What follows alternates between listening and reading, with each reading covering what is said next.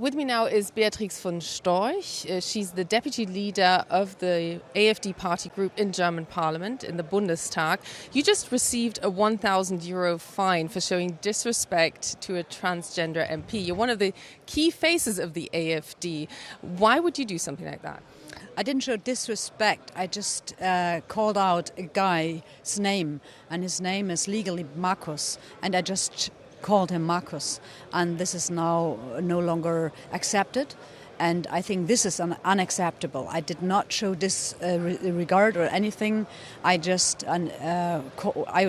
just calling him by his name, and his legal name is Markus. He was elected as Markus into the parliament. We're talking about Markus Ganserer. The law Tessa Ganserer, as she would like to.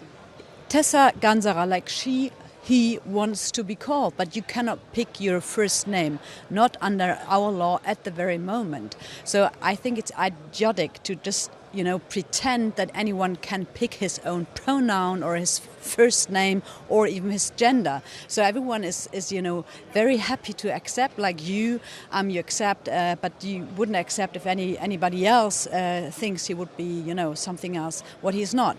He is a female. He's a male. He's a biological male and juristical by law.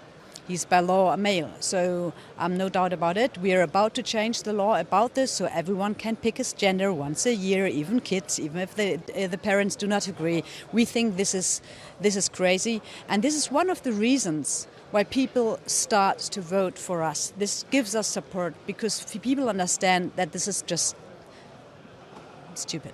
So clearly you're rejecting the right of people to choose their gender, and that's earned you a €1,000 fine. You also weren't in parliament when Volodymyr Zelenskyy was there, Ukraine's president. Isn't that showing disrespect to a leader who's been attacked, whose country is under attack from Russia? We were afraid that this would be a show to ask even for more money and so forth. We have made our position very clear on the war on Ukraine. We are not neglecting that it is unlawful what the Russians did to invade another country. Very clear, no doubt about it. But we didn't want to participate. Majority of us, some of our members participated, and others not. Well, 4 out of more than 70. Yeah, that's true. So you don't feel, would you make the same choice again if Zelenskyy was to speak in parliament? Didn't you find it disrespectful? No, we will have a debate about it, and then we will find out what will be the schedule or what will be the issues he will be talking about. It's not that we're saying we'll never show up, but we have to debate it in firsthand. Now, one of the key messages from this party conference here in Essen is Alice Weidel, your re-elected party co-leader, basically rejecting the idea that Ukraine should join the European Union as a future prospect. What is your attention behind that, and is this the conviction that is shared across the entire party? Yeah, this is shared in the whole of the party, no doubt about it. Ukraine is not able to join the European Union. We don't want that. First, I think the European Union is in trouble, and we are not even able within the European Union as it is now to organize ourselves and to get everything fixed. So we do not need someone else. And to be honest, the Ukrainian economy has not been fit for joining the European Union even before the war. I think the budget of the Ukraine has been something like 40 billion. And if they would join the European Union, they would get likely the same amount from the European budget on top. So they would double their budget by joining the European Union. That's not possible. That this can work out. And they are not fit. They are not. Corruption is high. And if we would double their budget, their income, I think. Without the war, let's not think about the war, that's impossible. So we have a very clear party line about this. We do not want to enlarge the European Union by no members at the very moment, by no members, especially not by Ukraine. Ukraine compared with Greece, Greece compared to Ukraine is a rich, organized country, and we know that we were in deep trouble with Greece as well. Indeed, you're making it sound like it's an economic question, but really it's a strategic question for the European Union, also in how it views Russia and whether Russia is a partner or an adversary. It sounded a lot more pro-Russian here, more integrative of Russia. So what would you expect Ukraine to do? To give up some of its territory in order to facilitate Vladimir Putin coming to the table? What's your expectation towards Ukraine? Well, we do not want to enlarge the European Union, as I just said, when it comes to the topic of the European Union. When it comes to Russia, we advocate in favor of having diplomatic talks and to stop the fighting. We know who was the aggressor in the first hand, that was Russia. But still, any war in the world always has ended by peace talks in the very end. So we think this is a very good moment to start with this. It's not in our hands, by the way. It's not in our hands. In Germany, our impact, I would say, is close to zero to get them together at the table. But it's in our very interest to have good relations in the end also to Russia. We have got good relations or trade relations to any other country in the world, not to any other, but to most countries in the world, even though we do not accept the way they're acting or we do not like their regimes and so forth. So I think it's not very intelligent to look to Russia and try to make, attack Russia with words, try to not have trade with Russia and this. So I think the approach of AfD has always been, it is in our very interest to have good relations to as many countries in the world as possible. We do not judge about, the system of the Kingdom of Saudi Arabia, for example. We do not judge about other illegitimate governments in the world, maybe. And so we think in our interest it has been and should be to have a good relation to Russia. Actually, most of what you said is something that would be shared pretty much across the board. Only something major has happened. Russia has attacked a country and it attacked Ukraine. So in order to make talks possible, the expectation by Vladimir Putin is that Ukraine gives up some of its territory, not just Crimea, but including regions that are currently not, where there are no Russian troops. So what in concrete do you expect from Ukraine? To give up territory in order to make talks possible? We expect them to start talking and to stop fighting both sides. How would you make that happen? How would you get Vladimir Putin to come to the negotiating table without preconditions?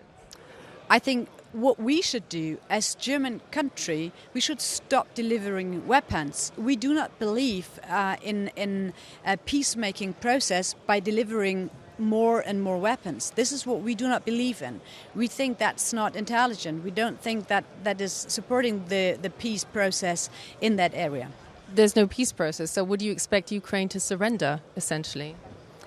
We can only do what we can do, and the only impact we have is in the way we're delivering weapons, for example, support the war, to keep it ongoing.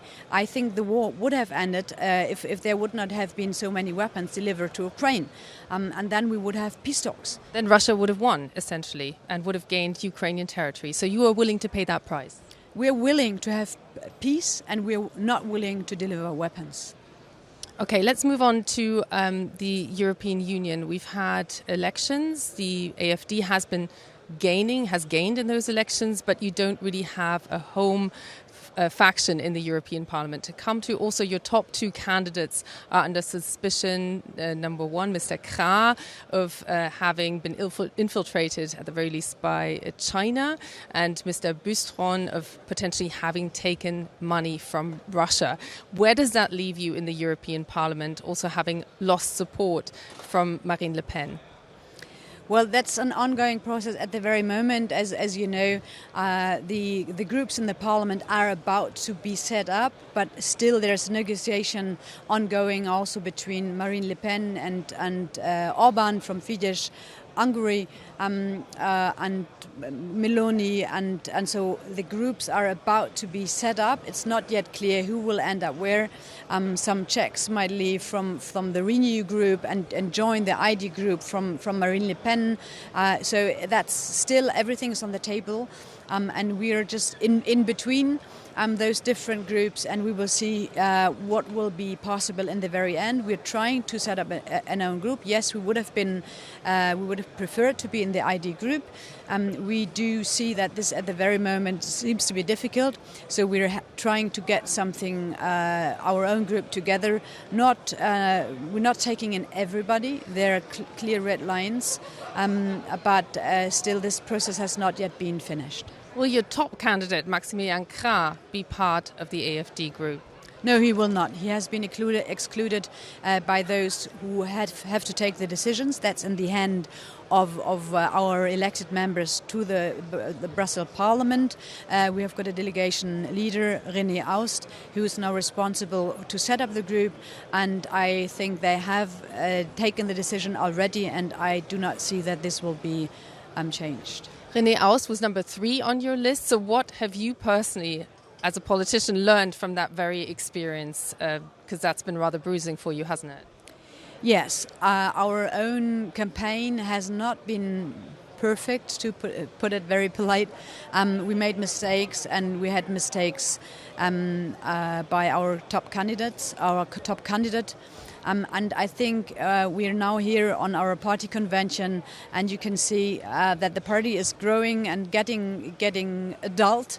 We're learning from our mistakes. It was a mistake to have this candidate in the top position, but this was accepted now by basically all the members here on the convention. If we make mistakes, we will learn from the mistakes, and we will not repeat those mistakes.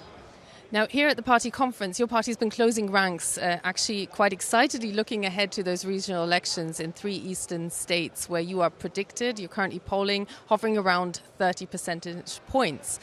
What is your expectation there, and when is it a success for you? 30 plus? Where would that leave you? Yes, we're heading towards those elections, and we're not only heading by 30%, we're heading to be number 1 in all those eastern states. And where does that bring us? Well, we're getting closer to take over responsibility for the country, maybe first for some regions. This is what happened to all those other allies in the European Parliament as well.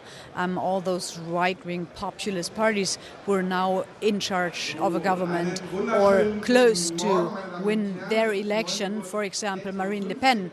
And I think that's the way AfD is also going, and we will have the next step on this way in those elections to come. Do you feel that you're ready to be in regional or national government? Would you dare a prediction when your own goal is that you would achieve that? I would say if I look to the government at the very moment, we have got a author for books for children as a minister for economy. Our foreign minister, is not capable of basically anything. Not able to make one straight sentence. So if you look to the personnel of the government, I would say yes, we've got better people than that. Well, that's your personal opinion on the performance of the government, but when do you feel that your own party is ready and will actually manage to get into a regional or into the national government? We will be ready the moment it happens. Beatrix von Storch, Deputy Parliamentary Group Leader of the far-right AfD party. Thank you.